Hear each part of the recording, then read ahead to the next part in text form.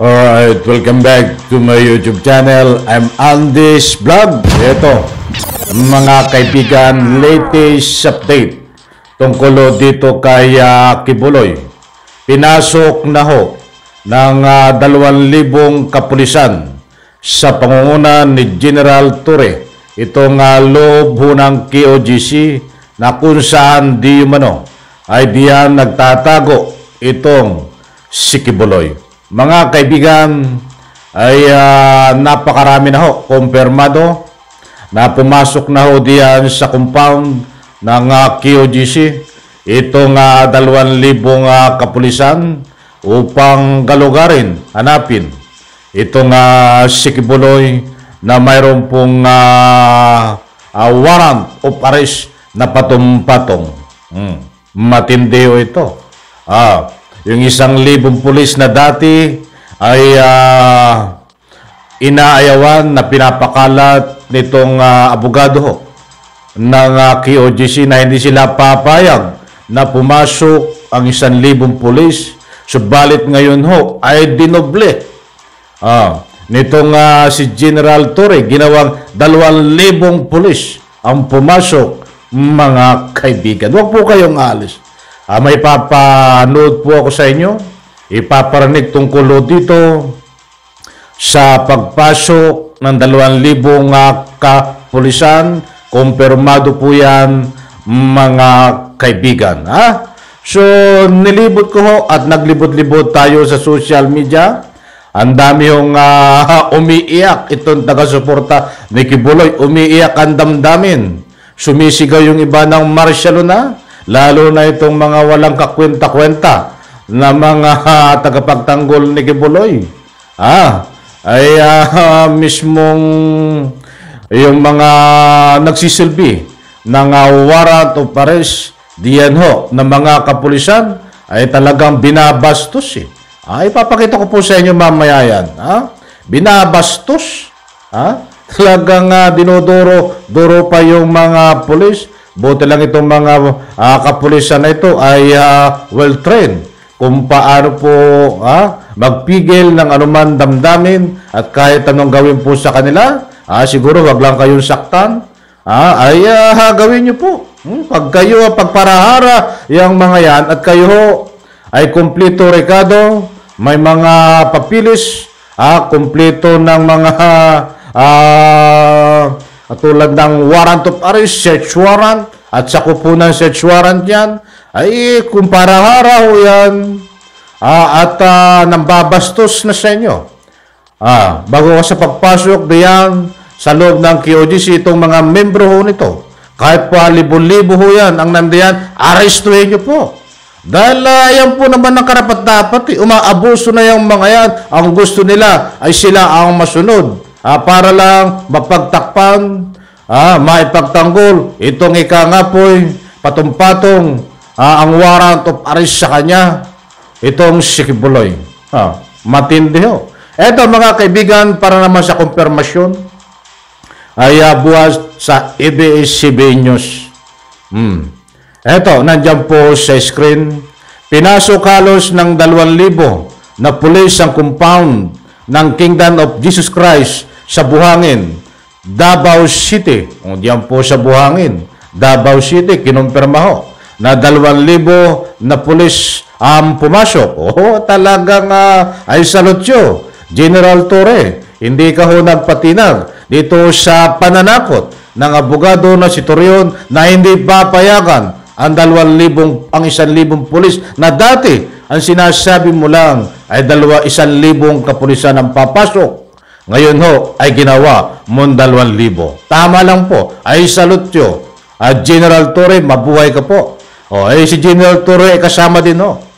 Nandiyan ho. Sa loob ng KOGC, siya ang nangunguna sa pagsilbi ng warrant of arrest. Mga kaibigan. Ituloy po natin. Anong oras ba ito?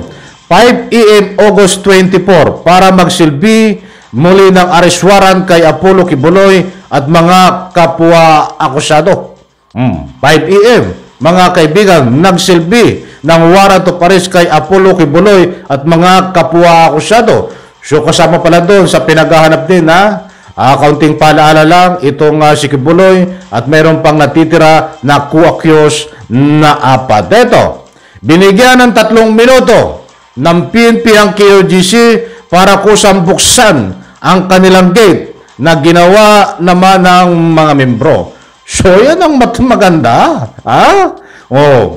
Binigyan ng 30 minuto ni General Torre ng PNP ang KOGC para kusang buksan ang kanilang gate na ginawa naman ng mga membro. Binigay na taning para buksan ang gate po ng compound at nang makapasok itong 2,000 kapulisan. So, dumaan po sa pamamaalam, mabuting negosasyon para na sa karoon po yung maisilbihang warrant of arrest. Naging maayos naman ang pagpasok ng pulis sa compound. Ayon po dito sa ABS-CBN News. Mamaya ho, sa part 2 nito, ay magbibigay po ako sa inyo ng mga ilang kaganapan pa na matindi ho. Sapagkat dito ho sa report ng ABS-CBN ay maayos ang pagpasok, mga kaibigan. Nandiyan po naman, makikita niyo po sa screen, nagpaalam. But umasa po tayo, mga mahal kong taga-subaybay. Lalabas po yan sa balita mamaya. Ay naging hindi maayos ang pagsilbi ng warrant of arrest, babalik ta rin po ang pangyayari niyan. Inspected na po natin yan dahil alam po natin itong mga utak ng KOGC na ito, lalong-lalo na itong mga membro. At itong lalong-lalo na din ang abogado na ito, ay babalik ta rin ang pangyayari niyan. Gagawing masama ang PNP, asahan po natin yan, mga mahal kong taga-subaybay. So ngayon ay malawak po yung loob ng compound ng KOGC. Humigit kumulang 35 hectares. So, until now, ay nandyan po sila 2,000 kapulisan. Bawat sulok ho ay ginagalugad, sinesearch, para na siya ganun ay maging clear. Walang duda kung talagang nandoon si Kibuloy. Ba't marami hong tao doon, yung mga membro ng KOGC. Kaya nagkakaroon din po ng kabagalan dahil humaharang po rin yung iba. Nandun na nagdadrama. Arestuhin niyo po yung mga parang-harang na yan. General Torre. Akala nila silang may kaharian ng Pilipinas, pati batas ng Republika ng Pilipinas na pinapatupad ay gustong harangin din itong mga membro at siyempre itong abogado nila, mga kaibigan. So abangan po natin ito. Hindi na po tayo nagdudumali na kung nandyan si Kibuloy ay dapat mahuli agad dahil ito po ay 35 hectares. Malawak po ang compound ng KOGC. At ang balita ko, mga mahal kong taga-subaybay, ayon sa ating pag-iikot, bibigay ko mamaya ang complete details ito. Mayroon na pong ilang namatay. Diyan po sa pagsilbi ng warrant of arrest. Ayon po sa ating nakuhang impormasyon, but ito po ay kukumpirmahin pa po natin.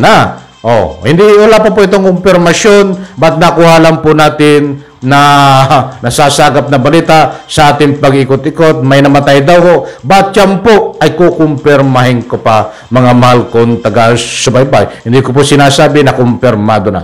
Mabuti po lang tayo nagkakaintindihan at nang sa ganon hindi kayo mabiktima ng anumang fake news. Ang kabang-abang po nito, abangan sa susunod nating vlog, mga mahal nating taga-subaybay. Mamaya ho, ang tanong, mauhuli ba si Kibuloy o nandiyan ba si Kibuloy? Ay kung nandiyan ho yan, si Kibuloy, hindi na ho nakatakas dahil napapalibutan na ng 2,000 kapulisan. Di po ba, mga kaibigan? Ito ho ay medyo matagal. Dahil 35 hectares ho yan. Mahigit kumulang 35 hectares, kaabang-abang po mamaya yan, abangan po sa susunod natin vlog. Yan po muna ang ating latest update, kumpirmado. Nandiyan na po kasalukuyang sinesearch, ginagalugad itong napakalawak po na lupain sa loob ng compound ng KOGC sa pangunguna po ni General Torre at 2,000 pong kapulisan ang kanya pong kasama diyan po sa loob ng KOGC. Ako'y natatawa lamang.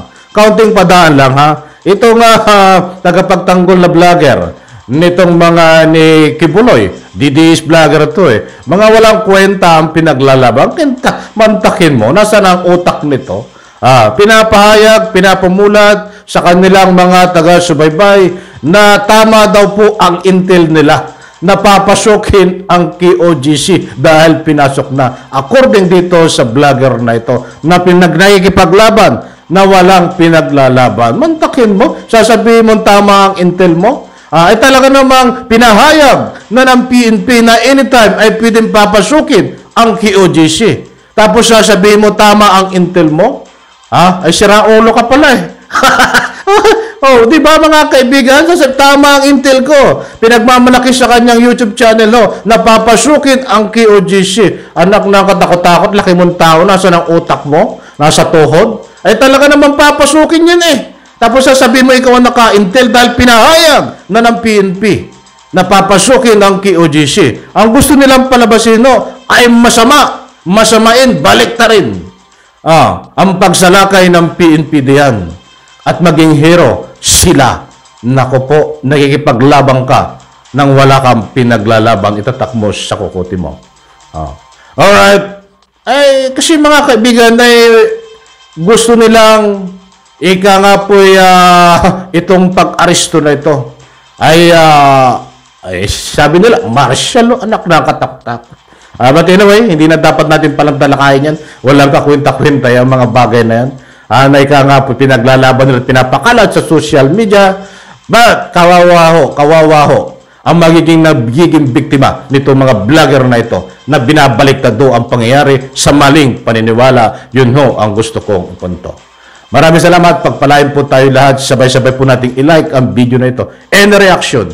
Yan po sa comment section. Inanyayahan ko po kayong magbigay ng anumang public opinion. Abangan po kung nahuli na si Kibuloy mamaya ho sa next vlog natin. Maraming salamat. Pagpalain po tayo lahat. Bye-bye. Palakpakan.